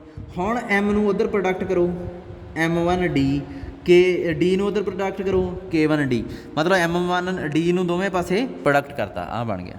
ਮੈਂ ਤੁਹਾਨੂੰ ਹੁਣੇ ਕਹਿ ਚੁੱਕਿਆ GCD ਨੂੰ ਪਰਾਂ ਕਰ ਦਿਓ, ਪਿੱਛੇ ਜਿਹੜੇ ਨੰਬਰ ਬਚੇ ਹੁੰਦੇ ਆ ਉਹਨਾਂ 'ਚ GCD ਕਿੰਨੀ ਹੁੰਦੀ ਆ? 1। ਕਲੀਅਰਲੀ ਇਹਨਾਂ 'ਚ GCD 1 ਰਹਿ ਜਾਊਗੀ। ਹੁਣ ਤੁਸੀਂ ਕੀ ਕਰਨਾ, ਨਾਓ M/KT, ਕੇ ਬਟਾ ਨਹੀਂ ਕਹਿਣਾ ਸੌਰੀ, ਇਹਨੂੰ M ਡਿਵਾਈਡ ਕਰਦਾ KT ਨੂੰ, M ਦੀ ਵੈਲਿਊ ਭਰ ਦਿਓ, ਕੀ ਆਊਗੀ? M1D। ਇੱਥੇ ਕੀ ਆਊਗੀ? K1D। ਨਾਲ ਕੀ ਪਿਆ? M ਅਤੇ K ਦੀ ਵੈਲਿਊ ਭਰਤੀ, ਨਾਲ ਕੀ ਪਿਆ? T। ਹੁਣ ਇੱਕ ਚੀਜ਼ ਆ ਰਾਜੇ, ਮੈਂ ਤੁਹਾਨੂੰ ਕਹਿਣਾ, ਇੱਥੇ ਲਿਖੋ M1 ਦੀ ਜਗ੍ਹਾ 'ਤੇ ਲਿਖੋ 2, D ਦੀ ਜਗ੍ਹਾ 'ਤੇ ਲਿਖੋ 3, ਇੱਥੇ ਲਿਖੋ 5, D ਦੀ ਜਗ੍ਹਾ 'ਤੇ ਓਬਵੀਅਸਲੀ 3, 6, 15, ਇੱਥੇ ਲਿਖੋ T ਦੀ ਜਗ੍ਹਾ 'ਤੇ ਲਿਖ ਲਓ 2। ਆਹ ਜਿਹੜਾ ਨੰਬਰ ਸੀ ਸਾਰਿਆਂ ਦੀਆਂ ਵੈਲਿਊ ਇੱਥੇ ਭਰਤੀਆਂ। ਮੈਂ ਤੁਹਾਨੂੰ ਕੁਛ ਦਿਖਾਉਣਾ ਚਾਹੁੰਦਾ, ਕੋਈ ਚੀਜ਼ ਕਰਕੇ ਦਿਖਾਉਣਾ ਚਾਹੁੰਦਾ। देखो 2 ਤੇ 5 ਜਾਣੀ कि M1 ਤੇ K1 ਦੀ GCD ਕਿੰਨੀ ਆ 1। ਸੋ ਤਾਂ मैं 2 ਤੇ 5 ਚੁਣਿਆ क्योंकि 2 ਤੇ 5 ਦੀ GCD ਵੀ ਕੀ ਆ 1। ਇੱਥੋਂ ਡਿਵਾਈਡ ਕਰਨ ਤੋਂ ਮੈਨੂੰ ਕੀ ਪਤਾ ਲੱਗਿਆ ਕਿ 5 ਗੁਣਾ 3 ਗੁਣਾ 2 ਓਵਰ 2 ਗੁਣਾ 3 ਕੀ ਹੈ ਇੱਕ ਇੰਟੀਜ਼ਰ ਹੁੰਦਾ। ਜੇ ਇੰਟੀਜ਼ਰ ਹੋਊ ਤਾਂ ਹੀ ਇਹ ਨੰਬਰ ਇਸ ਨੰਬਰ ਨੂੰ ਡਿਵਾਈਡ ਕਰੂਗਾ। ਓਕੇ ਆ। ਹੁਣ ਇੱਕ ਚੀਜ਼ ਦੇਖੋ ਰਾਜੇ, ਇਹ ਬਹੁਤ ਮੇਨ ਸਟੈਪ ਆ। ਜੇ ਮੈਂ ਇੱਥੋਂ 5 ਹਟਾ ਦਾਂ, ਇਹਨੂੰ ਕ੍ਰੋਸ ਕਰ ਦਾਂ, ਇਹਨੂੰ ਹੀ ਕਿਉਂ ਚੁਣਿਆ? ਕਿਉਂਕਿ ਇਹਦੀ 2 ਨਾਲ GCD ਕੀ ਆ 5 ਦੀ 1 ਆ, ਤਾਂ ਚੁਣਿਆ ਇਹਨੂੰ ਮੈਂ। ਜਦੋਂ ਮੈਂ ਇਹਨੂੰ ਹਟਾਤਾ ਫਾਲਤੂ ਜੇ ਨੂੰ, ਤਾਂ ਕੀ ਬਚਿਆ 3 ਦੂਣੀ 6, 2 ਦੂਣੀ 2 ਤੀਏ 6, ਫਿਰ ਵੀ ਤਾਂ ਇੰਟੀਜ਼ਰ ਹੀ ਰਿਹਾ। ਸੋ ਇਹਨੂੰ ਜਦੋਂ ਮੈਂ ਹਟਾਤਾ ਤਾਂ ਵੀ ਕੋਈ ਪ੍ਰੋਬਲਮ ਨਹੀਂ। ਸੋ ਇੱਥੇ ਫਿਰ ਕੀ ਹੋਇਆ 2 ਗੁਣਾ 3, 3 ਗੁਣਾ 2, ਇਹਨੂੰ ਡਿਵਾਈਡ ਕਰਦਾ ਰਿਹਾ। 5 ਮੂਹਰੇ ਸੀਗਾ, ਉਹਦੀ ਜਗ੍ਹਾ ਹੁਣ ਕੁਛ ਵੀ ਨਹੀਂ, ਹਟਾਤਾ ਆਪਾਂ ਤਾਂ ਵੀ ਕੋਈ ਪ੍ਰੋਬਲਮ ਨਹੀਂ ਆਈ, ਤਾਂ ਵੀ ਡਿਵਾਈਡ ਕਰਦਾ ਰਿਹਾ। ਸੋ ਇੱਥੋਂ ਫਿਰ ਮੈਂ ਕੀ ਕਰੂੰਗਾ ਅਗਲੇ ਸਟੈਪ 'ਚ M1 D K1 ਹਟਾਊਂਗਾ, ਨਹੀਂ ਟੀ ਕੀ ਆ ਕੋਈ ਵੀ ਨੰਬਰ। ਪਹਿਲਾਂ ਪਤਾ ਕੀ ਕਰਨਾ ਚਾਹੀਦਾ ਸੀ, ਇੱਕ ਥੋੜ੍ਹੀ ਜਿਹੀ ਮਿਸਟੇਕ ਹੋ ਗਈ। ਇਹ ਰਿਜ਼ਲਟ ਨੂੰ ਦਿਮਾਗ 'ਚ ਰੱਖਿਓ, ਫਿਕਸ ਆ ਇਹ ਆਈ ਵਰਤਣਾ ਆਪਾਂ। ਪਹਿਲਾਂ ਪਤਾ ਕੀ ਕਰੋ, ਆਹ ਦੇਖੋ D ਤੇ D ਆ, K1 D T ਉੱਪਰ ਰੱਖ ਲਿਆ, M1 D, ਇਹ ਕੀ ਹੋਊਗਾ ਇੰਟੀਜ਼ਰ ਹੋਊਗਾ। ਇਸ ਸਟੈਪ 'ਤੇ ਆ ਜਾਓ ਵਾਪਸ। M1 D K1 D T ਹੈ, ਇਹਨੂੰ ਉੱਪਰ ਲੈ ਲਿਆ, ਇਹਨੂੰ ਲਿਖਿਆ ਇਹ ਇੰਟੀਜ਼ਰ ਹੋਊਗਾ। D ਨਾਲ D ਕਰ ਲਓ, ਕੱਟ ਦਿਓ, ਕੀ ਹੁਣ ਇਹ ਨੌਨ ਇੰਟੀਜ਼ਰ ਬਣ ਜਾਊਗਾ? ਇਹਦੀ ਤਾਂ ਵੈਲਿਊ ਵੀ ਨਹੀਂ ਬਦਲਣੀ। D ਨਾਲ D ਕੱਟਤਾ, ਸੋ ਹਜੇ ਵੀ ਇਹ ਇੰਟੀਜ਼ਰ ਹੀ ਰਹੂਗਾ। ਸੋ ਇਹਦਾ ਮਤਲਬ ਕੀ ਆ ਕਿ ਹਜੇ ਵੀ M1 ਆ ਜਿਹੜਾ ਉਹ K1 T ਨੂੰ ਡਿਵਾਈਡ ਕਰੂਗਾ। D ਨੂੰ D ਨਾਲ ਕੱਟਤਾ। ਵੀਡੀਓ ਬੈਕ ਕਰਕੇ ਦੇਖ ਲਓ, ਇਹਨੂੰ ਉੱਪਰ ਲਿਖ ਲਿਆ, ਇਹਨੂੰ ਥੱਲੇ ਲਿਖ ਲਿਆ। ਇਹ ਇੰਟੀਜ਼ਰ ਸੀ, ਮੰਨ ਲਓ ਇਹ 3 ਸੀ, ਜੇ ਮੈਂ D ਨੂੰ D ਨਾਲ ਕੱਟ ਦੂੰਗਾ ਫਿਰ ਵੀ ਇਹ 3 ਹੀ ਰਹੂਗਾ। ਇਹਦਾ ਮਤਲਬ ਕੀ ਆ ਕਿ K1 T ਓਵਰ M1 ਵੀ ਇੰਟੀਜ਼ਰ ਹੀ ਰਹਿ ਰਿਹਾ। ਜੇ ਇੰਟੀਜ਼ਰ ਰਹਿ ਰਿਹਾ ਤਾਂ ਇਹਦਾ ਮਤਲਬ ਕੀ ਹੈ ਕਿ M1 K1 T ਨੂੰ ਡਿਵਾਈਡ ਕਰੂਗਾ। ਠੀਕ ਹੈ। ਹੁਣ ਆਹ ਰਿਜ਼ਲਟ ਵਰਤਣਾ ਸੀਗਾ, ਆਹ D ਐਕਸਟਰਾ ਪਈ ਸੀ, ਇੱਥੇ ਉੱਪਰ ਇੱਕ ਸਿੰਗਲ ਐਲੀਮੈਂਟ ਚਾਹੀਦਾ ਹੁੰਦਾ, ਫਿਰ ਇਹ ਰਿਜ਼ਲਟ ਆਪਾਂ ਲਾ ਸਕਦੇ ਹਾਂ, ਊਂ ਨਹੀਂ ਆਪਾਂ ਲਾਉਣਾ ਹੁੰਦਾ ਇਹ। ਦੇਖੋ ਹੁਣ ਦੇਖੋ ਇੱਥੇ D ਨਾਲ D ਕੱਟਤਾ। ਹੁਣ ਦੇਖੋ M1 ਦੀ K1 ਨਾਲ GCD ਕਿੰਨੀ ਆ 1। ਜੇ ਇੱਥੇ ਲਿਖੋ 3 ਦੂਣੀ 3 ਤੇ 5 ਆ, 3 ਦੀ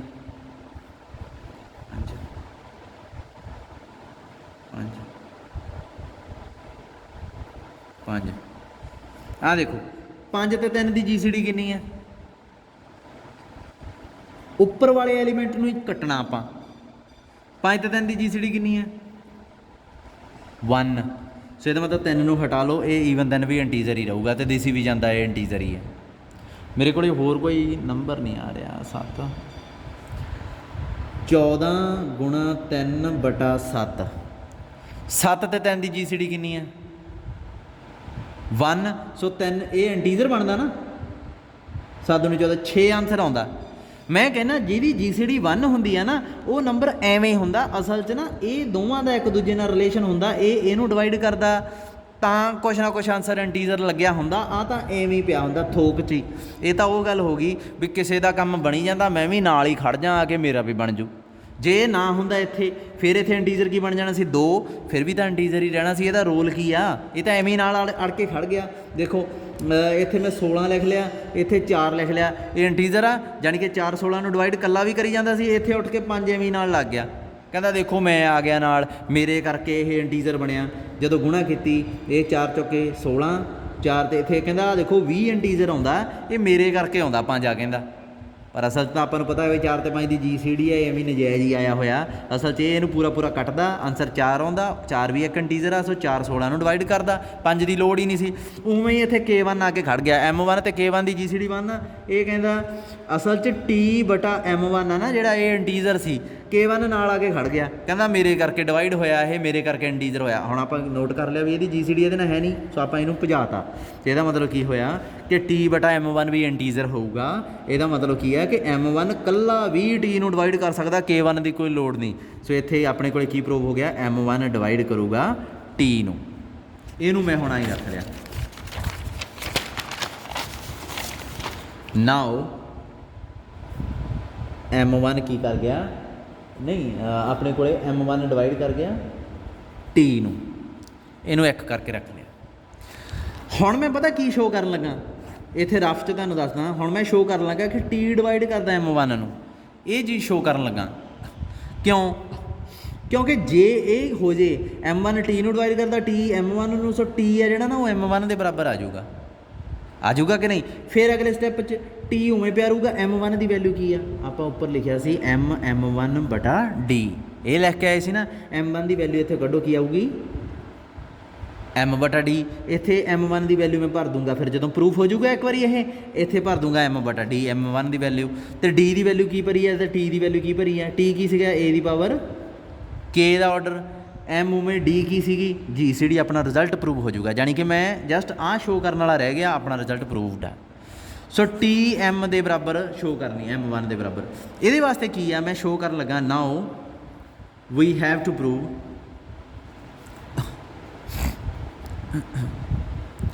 T ਡਿਵਾਈਡ ਕਰਦਾ M1 ਨੂੰ। ਆਹ ਚੀਜ਼ ਆਪਾਂ ਸ਼ੋਅ ਕਰਨੀ ਆ। ਹੁਣ ਕਿਵੇਂ ਸ਼ੋਅ ਕਰੀਏ ਰਾਜੇ, ਇਹ ਆਰਡਰ ਕਿਹਦਾ, ਆਰਡਰ ਆਫ A ਦੀ ਪਾਵਰ K ਆ, ਹੈ ਨਾ। ਇਹ M1 ਨੂੰ ਕਿਉਂ ਡਿਵਾਈਡ ਕਰੂਗਾ, M1 ਨੇ A ਦੀ K ਦੇ ਘਰ ਚੋਰੀ ਕੀਤੀ ਹੋਊਗੀ, ਤਾਂ ਫਿਰ ਆਰਡਰ ਆਫ A ਦੀ ਪਾਵਰ K ਨੇ ਇਹਦੇ ਡਾਂਗ ਮਾਰੀ।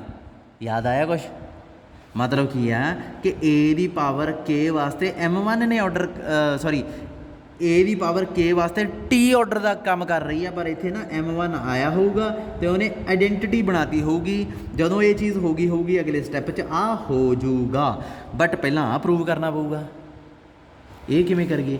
ਸੋ ਇੱਥੇ ਮੈਂ ਕਿੱਥੋਂ ਸ਼ੁਰੂ ਕਰਨ ਲੱਗਾ, ਇੱਥੇ ਮੈਂ ਕੀਤਾ A ਦੀ ਪਾਵਰ K, M1 ਤੋਂ ਸ਼ੁਰੂ ਕੀਤਾ, ਦੂਜੇ ਪਾਸੇ ਆਈਡੈਂਟਿਟੀ ਬਣਾਵਾਂਗੇ। A ਦੇ ਬਰਾਬਰ ਆ ਗਿਆ, K ਦੀ ਵੈਲਿਊ ਕੀ ਸੀਗੀ, K1D ਲਿਖ ਸਕਦੇ ਹਾਂ, ਕੋਈ ਪ੍ਰੋਬਲਮ ਨਹੀਂ। ਨਾਲ ਉਹ M1 ਪਿੱਛੇ ਉਹੀ ਪਿਆ, K ਦੀ ਵੈਲਿਊ ਭਰੀ ਆ ਆਪਾਂ K1D। ਅਗਲੇ ਸਟੈਪ 'ਚ A ਦੀ K1 ਮੂਹਰੇ ਰਹਿ ਗਿਆ, M1D ਦੀ ਵੈਲਿਊ ਫਿਰ M ਕਰ ਦਿਓ, ਹੋ ਗਈ। ਅਗਲੇ ਸਟੈਪ 'ਚ A ਦੀ ਪਾਵਰ M ਥੱਲੇ ਆ ਗਿਆ, K1 ਉੱਤੇ ਚਲਾ ਗਿਆ। ਹੁਣ ਮੈਨੂੰ ਦੱਸੋ ਆਰਡਰ ਆਫ A ਕੀ ਸੀਗਾ, M, ਅਤੇ ਜਦੋਂ A ਦੀ ਪਾਵਰ M ਹੋਊਗਾ ਆਨਸਰ ਕੀ ਆਊਗਾ, ਆਈਡੈਂਟਿਟੀ। ਸੋ ਇਹ ਕੀ ਬਣ ਗਿਆ, ਆਈਡੈਂਟਿਟੀ ਦੀ ਪਾਵਰ K1, ਉਹ ਕੀ ਹੋਊਗੀ ਆਈਡੈਂਟਿਟੀ। ਦੇਖੋ K ਦੀ ਪਾਵਰ M1 ਰੱਖਿਆ, ਆਈਡੈਂਟਿਟੀ ਬਣ ਗਿਆ। ਉਦੋਂ ਹੀ ਆਰਡਰ ਆਫ A ਦੀ ਪਾਵਰ K ਨੂੰ ਗੁੱਸਾ ਚੜ ਗਿਆ, ਉਹਨੇ M1 ਤੇ ਡਾਂਗ ਮਾਰੀ। ਡਾਂਗ ਮਾਰਨ ਸਰ ਕੀ ਹੋਇਆ, A ਦੀ ਵੈਲਿਊ ਕੀ ਸੀਗੀ T, ਡਿਵਾਈਡ ਕਿਹਨੂੰ ਕਰ ਗਿਆ, M1 ਨੂੰ। ਸੋ ਦੇਖੋ ਇੱਥੇ ਨੰਬਰ 2 ਆ ਗਿਆ।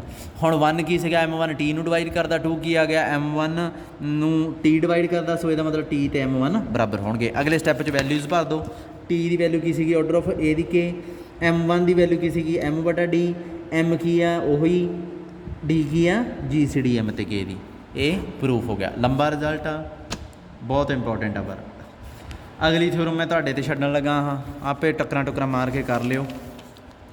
ਅਗਲਾ ਰਿਮਾਰਕ ਆਪਾਂ ਥਿਊਰਮ ਨੰਬਰ 1.3.6 ਕਰਾਂਗੇ। ਰਿਮਾਰਕ ਤੁਹਾਨੂੰ ਬਾਅਦ 'ਚ ਡਿਸਕਸ ਕਰਵਾਉਂਗਾ। ਛੇਤੀ ਤੋਂ ਛੇਤੀ ਹੁਣ ਆਪਾਂ ਸਬ ਗਰੁੱਪ 'ਤੇ ਆਉਣਾ।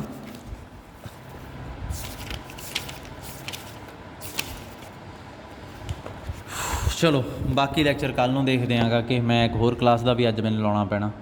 ਠੀਕ ਆ, ਅੱਜ ਇੱਕ ਹੀ ਬਹੁਤ ਆ, ਇਹ ਇੰਨੀ ਵੀਡੀਓ ਬਹੁਤ ਆ। ਵੈਸੇ 60 ਮਿੰਟ ਦੀ 5 ਮਿੰਟ ਦਾ ਹੀ ਰਹਿ ਗਿਆ, 60 ਮਿੰਟ ਦੀ ਪਾਉਣਾ ਹੁੰਦਾ। ਉਹ ਦੋਵਾਂ ਲੈਕਚਰਾਂ ਦੇ ਵਰਥ ਆ ਰਾਜੇ, ਕਿਉਂਕਿ ਨਾ ਤਾਂ ਇਹਦੇ 'ਚ ਆਪਾਂ ਅਟੈਂਡੈਂਸ ਲਾਉਣੀ ਆ, ਨਾ ਵਿੱਚ ਕੁਛ ਹੋਰ ਡਿਸਟਰਬੈਂਸ ਹੁੰਦੀ ਆ, ਨਾ ਸਿਗਨਲ ਟੁੱਟਦਾ ਵੀਡੀਓ ਰਿਕਾਰਡਿੰਗ 'ਚ, ਹੈ ਨਾ। ਸੋ 60 ਮਿੰਟ ਦੀ ਆਪਣੇ ਹੈਗੀ ਆ, ਮਤਲਬ 2 ਲੈਕਚਰਾਂ ਦੇ ਵਰਥ ਮੈਂ ਕਰਵਾ ਦਿੰਦਾ। ਵਿੱਚ ਵੀਡੀਓ ਰੋਕ ਵੀ ਲੈਣਾ ਕਿਤੇ ਜਦੋਂ ਕੈਲਕੂਲੇਸ਼ਨ ਕੋਈ ਗੜਬੜ ਹੁੰਦੀ ਆ। ਔਨਲਾਈਨ ਲੈਕਚਰ 'ਚ ਉਹ ਵੀਡੀਓ ਨਹੀਂ ਰੋਕਦੇ ਆਪਾਂ, ਪੇਜ ਲੱਭਦਾ ਜਦੋਂ ਉਦੋਂ ਰੋਕ ਲੈਣਾ। ਥਿਊਰਮ ਕਿਹੜੀ ਕਰਾਉਣੀ ਆ ਨੈਕਸਟ ਉਹ ਸੋਚ ਲੈਣਾ।